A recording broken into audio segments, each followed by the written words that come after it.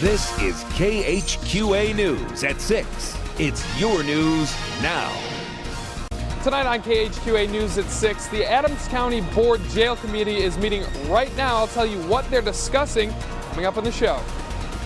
Plus, a look tonight at the budget cuts Illinois' governor plans to implement and why parents should take notice. And if you've already filed your taxes, we'll show you why those in Illinois might need to wait a little longer to get their money back.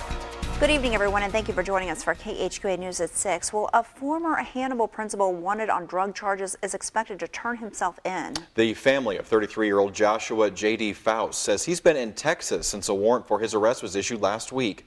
According to Marion County Sheriff Jimmy Shin, family members said Faust intends to turn himself in, but Shin says he does not know an exact day. Faust faces possession with intent to deliver charges stemming from a drug investigation. Faust is the former principal of Stowell Elementary School in Hannibal. The Hannibal School District announced yesterday that Stowell Elementary has taken several safety precautions in light of this news. That includes changing all exterior door locks and an increased presence around the school from Hannibal police. Illinois politicos are paying special attention to Governor Bruce Rauner this week, and since tomorrow he is announcing his 2015 budget cuts. KHQA's David Amilati joins us live in the studio with a preview of potential cuts. David? Raja, Illinois political watchdog Ben Yount tells KHQA if you get money from Illinois, you should be worried. Taxpayers can anticipate spending cuts and a possible raise in taxes. What I learned today is that it's not just adults having to pay the price if budget cuts roll out. Julie Schuckman says children could lose the most if budget cuts are announced by Governor Rauner on Wednesday. If early childhood does not receive funding, we will be serving less kids next year. Schuckman is the director of early childhood of Quincy Public Schools. Over the past 7 years, her budget has seen state dollars cut in half from roughly $1 million to just over $500,000. But the governor did say that he is interested in early childhood education, so we're hoping we at least come out at the same level we are this year. Meanwhile, Executive Director of Transitions Mike Ryan isn't concerned about tomorrow's announcement in Springfield. Governor Rauner stopped by Transitions and addressed the board of directors out here, and he listened for 45 minutes and then stated that he has a warm, soft spot in his heart for services of people with disabilities. And we were excited to hear that he prioritizes that. CHEDOC is another tri-state agency that benefits from state dollars. President and CEO of the agency, Debbie Reed, says while leaders at CHEDOC don't know what will be said, there isn't a need to be frantic. Tomorrow's address is the first in a long process to get the budget approved, and so certainly we'll be watching to see what's coming with that, and then we'll advocate where we think it might be needed to make sure that there's funding to support the kids we serve. Governor Bruce Rauner will speak tomorrow at noon. You can watch that on a live stream on KHQA.com. I'll be covering the event all day, so be sure to follow me on Facebook and Twitter, as well as watch my report on KHQA News at 5 and 6. Reporting live in studio, David Amilati, KHQA News. Big day for the state tomorrow. Thank you, David. Well, tonight, the Adams County Board's Jail Committee is holding a meeting to discuss the future of the county jail. That meeting is going on as we speak, and we're joined by KHQA's Jack Pluta, who's live from the Adams County Courthouse. So, Jack, there have been several meetings about the jail before, so how is tonight? What are they focusing on? Right now, what they are doing, the Adams County Board Jail Committee is listening to what the Citizens for a New Adams County Jail has to say. And the spokesperson for that committee is Bill Anderson. And he wanted to fill in, basically, the Adams County Board Jail Committee. And what he said was the subcommittees are working hard right now to kind of let the public know exactly what is going on with this potential new jail and what they want to accomplish. Right now, they have public forums upcoming in March, kind of like the ones that we saw with the $89 million referendum for the Quincy schools. They're going to be at the John Wood Community College as well as the Kroc Center. Again, those are coming up in March. And again, they're going around cities and towns in Adams counties, Rotary clubs, fire departments, local businesses for support to try to tell them exactly why the city needs a new Adams County jail and what the dangers hold for the Adams County jail right now, for the employees that work there and for some of the inmates that work there. So that's what's going on right now. I'm going to head back inside to get more information, grab some interviews for my story that you can watch tonight on KHQA News. Reporting live outside the Adams County Jail, Jack Pluta, KHQA News. Jack, thank you very much. Well, let's turn over to weather now, where we are joined by Dave Holder from the 7 Storm Weather Lab. And Dave, I know it's a little warmer today. We saw a little bit of melting out there, but not so much good news on the horizon, I expect. Yeah, we have northwesterly winds right now that are going to usher in some really cold Arctic air. In fact, we're not going to see above zero in terms of wind chill for about 24 hours. In fact, right now out there, 23 degrees. There's clouds in the sky, and that wind chill right now at 17 degrees. Not too terrible. The winds are kind of light, but they're going to be on the increase here. Right now around the area, lower 20s, a few teens in there. Not too terrible, but let's go ahead and take a look at the observed highs across the region today. A little colder up to our north. That is on our doorstep, and a few flurries in the area. Some snow falling down to the southwest there. If you're traveling down to the south of St. Louis, they have some winter weather advisories down there. For us, we have wind chill advisories, I should say, for the northern counties. I would expect to see these wind chill advisories to be lowered further to the south as we go on. It definitely looks to be a very frigid night, and all day tomorrow going to be very cold. Don't let these numbers fool you. They look cold right now, but factor in that wind, it's going to be downright dangerous. Thanks, Dave. And speaking of which, an elderly couple was found dead at their Morgan County, Illinois home, and the coroner said hypothermia contributed to their deaths. This case is a reminder for all of us to check on neighbors, friends, and loved ones during extreme winter temperatures. KHQA's Allison Brown shows you how one local group is doing just that all year round. Everybody needs an advocate, no matter what age they are. Those are the words of Jane, a Meals on Wheels driver for Route 18. And the program director for Meals on Wheels agrees. Here in the last year that I've been here, we've had a few cases where, we've had to call the ambulance because we know that they're in there and we can't get to them, everything's locked up. Not only does Meals on Wheels serve food, and for some on Route 18 is lunch and dinner, but it also serves as a safety check.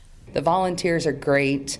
They really do take care of, the clients and make sure that they're seeing them every day, making sure that they're okay at this point in time right now, making sure that they have heat.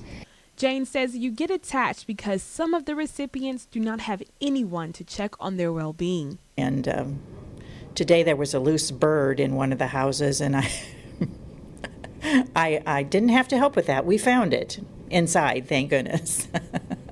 But at the end of Route 18, there is one lady that stands out to Jane. Her name is Mary.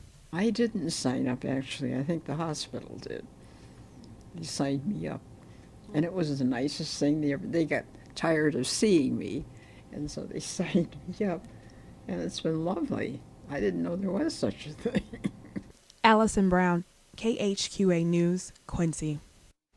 Now, if you would like to volunteer for the Meals on Wheels program, just contact the number at the bottom of your screen. Well, some of you have already received your federal tax return, but certain changes in the state of Illinois mean you might have to wait a little longer to get your state tax returns. Let's catch up with KHQA's Michael Pilarchi, who joins us live in the studio with more. And, Michael, people, they're waiting on their money, and I know the state of Illinois has made some changes here. Why is this delay occurring this year? Ross, Illinois Department of Revenue says the state returns will be delayed due to security measures. The reason being is to prevent identity theft or fraud, which increases this time of year. But for some people, waiting is something they can't do. That is a common problem where people need their money and they need it now. Carrie Barrise is the owner of Liberty Tax here in Quincy. She says people waiting for their state tax returns will have to endure just a little while longer. We have not received any refunds yet, so Illinois has not released any refunds that we know of yet. Barrai says she, along with other tax professionals, were told earlier this year why there is a delay. The state of Illinois notified tax professionals that they were implementing some new safeguards to help protect against identity theft, and so we knew they would have a late start this year. Fraudulent activity increases this time of year when people are filing their taxes, whether on paper or online. A lot of people's names, social security numbers, etc., have been placed out online filing tax returns, and they're very subject to hackers and people getting their information and then misusing it. But don't worry, it's only the state tax return and not the federal refund from the government.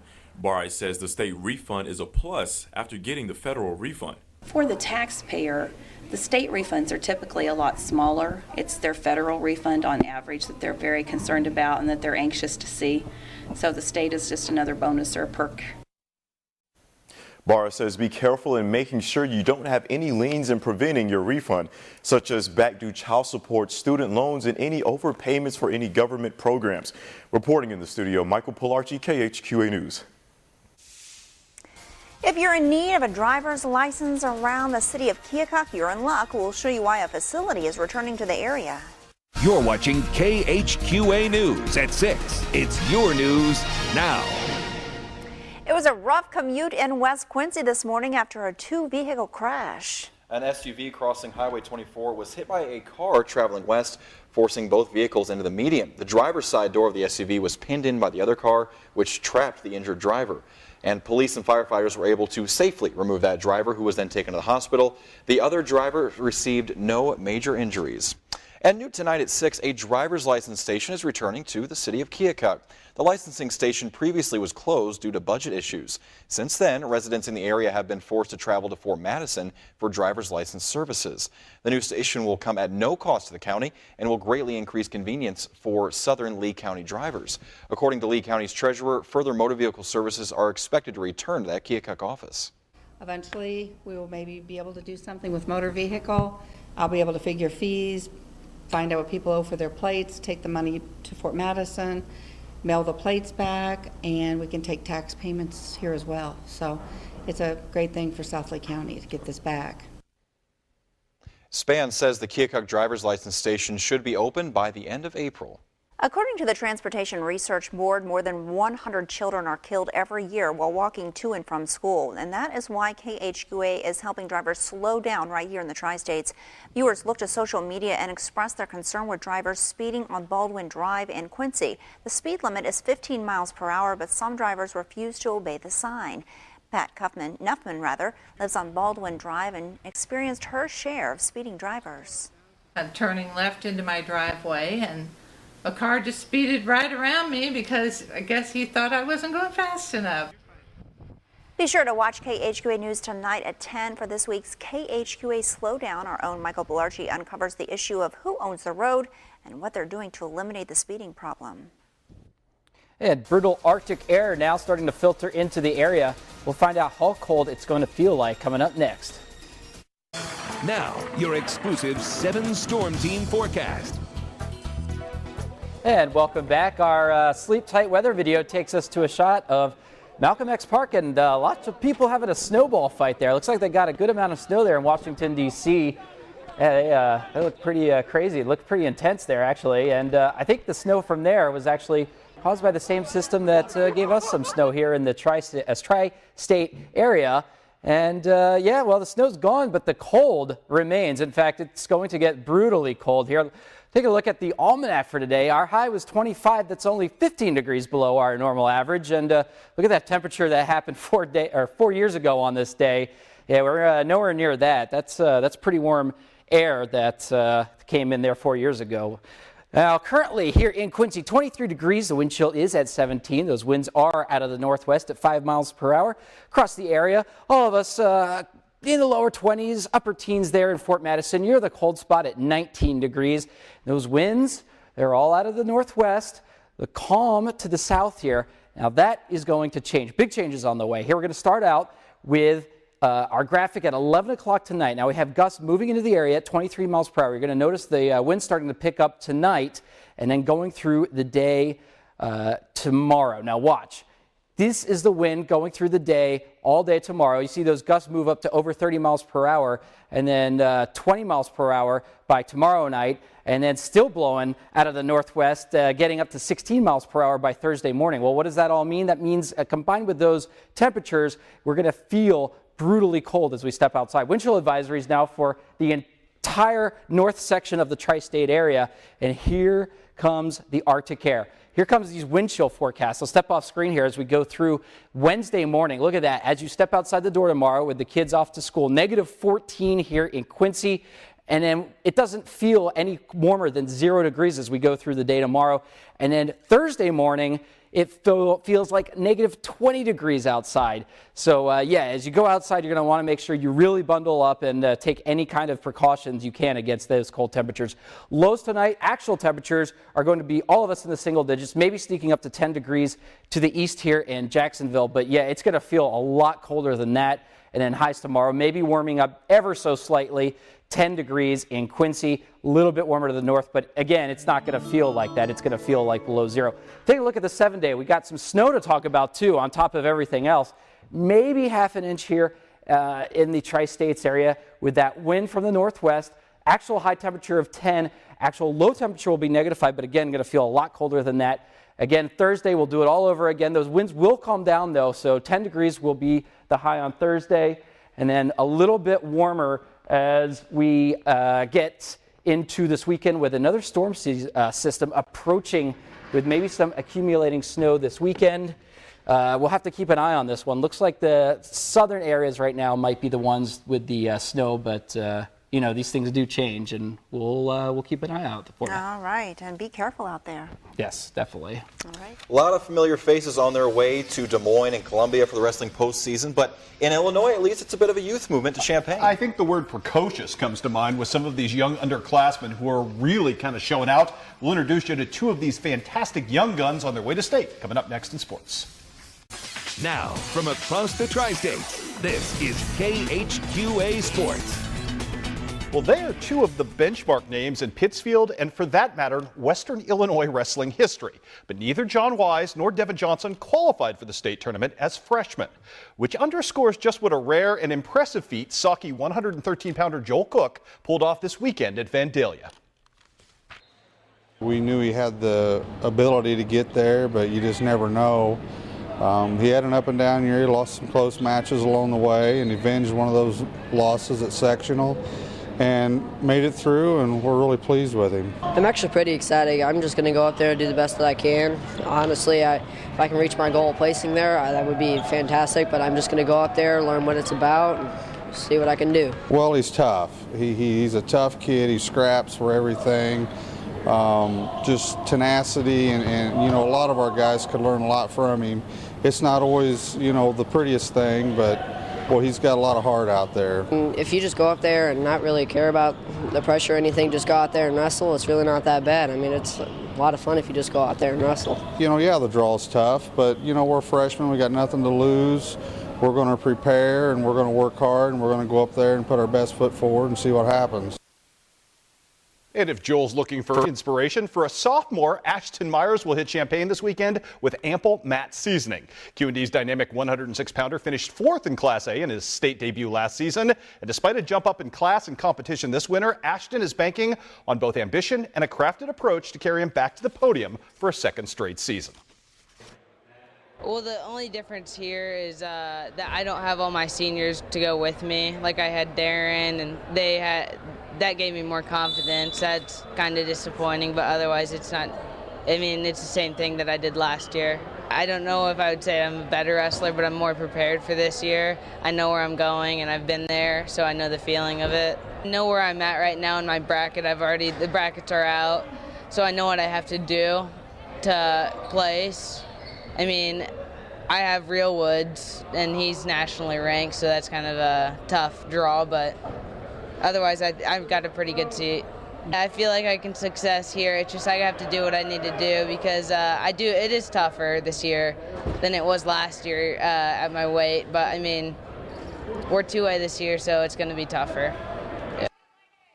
Football coaching news of note, Havana has hired former longtime BPCA boss John McCormick to helm its football program next season. Coach Mack was the odd man out in the Bushnell West Prairie Union and spent last year working as an assistant at South Fulton. He won 62 games and made 8 playoff appearances in 14 years at Bushnell. John will also serve this summer as the East Squad coach in the Do or Die Bowl coming up in June. And a bowling note to pass along, those phenomenal Keokuk girls will get their chance to defend their state title. They move on today with a nice win in qualifying. They take 1st, 3rd, and 5th place individually as well, led by the phenomenal Hannah Seib. So congratulations to them. Sports Final tonight at 10. All right, thanks, Chris. Back in a moment. Let's Go Fly a Kite, or in this case, an actress. Allow me to explain. The creative minds of Quincy Community Theater want to bring a little extra magic to the stage when presenting their summer musical, Mary Poppins.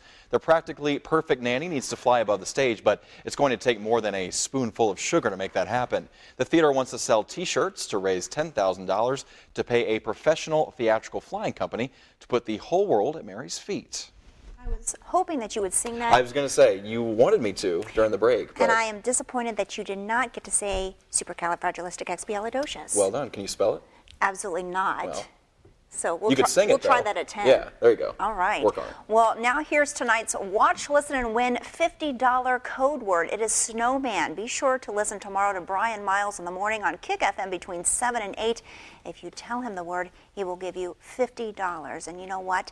It is going to be way too cold to build a snowman the next 2 days. Yeah, you're not going to want to be outside too long. Might be a little snow to work with, but yeah, you're not going to want to stay out for long at all. It's going to be ridiculously cold here. As our high is actually 10 degrees tomorrow, but it's going to feel below zero pretty much the entire day. Low Wednesday morning, -5, and then yeah, just 10 again. And, yeah, just cold, Arctic air. You do not want to go fly a kite. No, that's way off limits. Absolutely not. Thanks for joining us. We'll see you back here tonight at 10.